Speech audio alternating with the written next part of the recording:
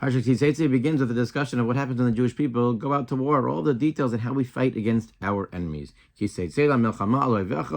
When you're going out to fight against your enemies, and you're successful and you take a captive, what are all of the relevant halachos? It really builds off of the end of last week's parsha, where the Torah told us about the Jewish approach to Milchama, the Jewish approach to war.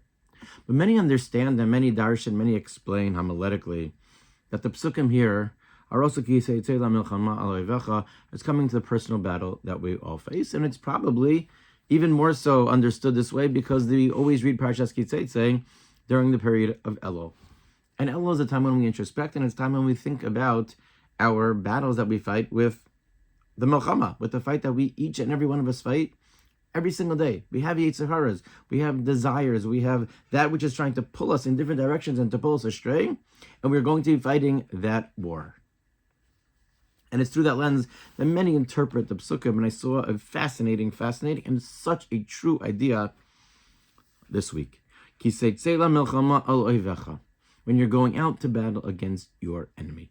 That in and of itself is a critical idea. What's the critical idea? When you're fighting a war, you can't just have one general battle plan. You can't just say, okay, when we fight war, this is the way we have to do it. It's any battle that you're going to face, any war that you're going to face, it has to be against your enemy. It has to be against this enemy.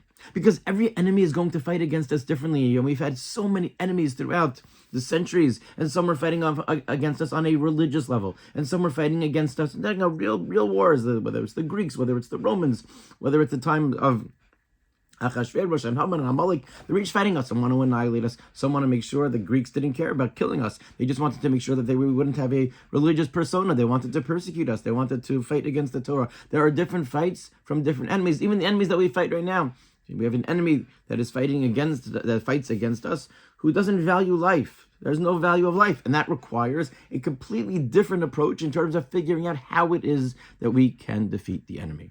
And that in general is going to be something that, whether it's the melech or whether it is the general in the army, that they need to figure out. But the deeper lesson is that these psukim speak to each and every one of us. And if we want to try and be successful in battling the Yetzer Hara, the first step is Seitzei milchama al oivecha, is know your enemy.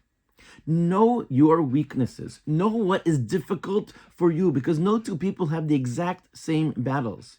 And if you know in which situations you are going to be having to be weaker, and which situations you are more likely to falter or fail, those are the situations in which you can prepare in advance to be able to engage in your battle against your enemy. If we try for one go ahead, if we listen, oh, somebody else is doing this, okay, maybe that's going to help. Maybe it will. But it's only going to help if first we recognize who our oyev is. Who is our enemy? What areas do we need to improve? If I sit next to this person in shul, am I going to talk? That's not the right place to be able to. I'm not going to beat that Yetzer Hara. I'm not going to win in that battle against not speaking during davening, if I know that the person next to me is somebody who I'm very want to speak to and I'm going to talk to all the time. So in order to be able to defeat that enemy, that desire to talk, the only way to do it is to plan accordingly. If I know there's somebody I only speak with Lashon Hara with that person, okay, so I need to be able to plan accordingly. And we all have our weaknesses and we all have our shortfalls. What the Torah is telling us over here is, if you want to succeed, part of the introspection of Elul needs to be figure out your enemies. Figure out how it is, what exactly it is that's hard for you. And you're not going to be able to fix everything at once. But if we start with that step and recognize what it is that we're fighting against, then the chances of success are that much better. When you go out in a battle against your enemy,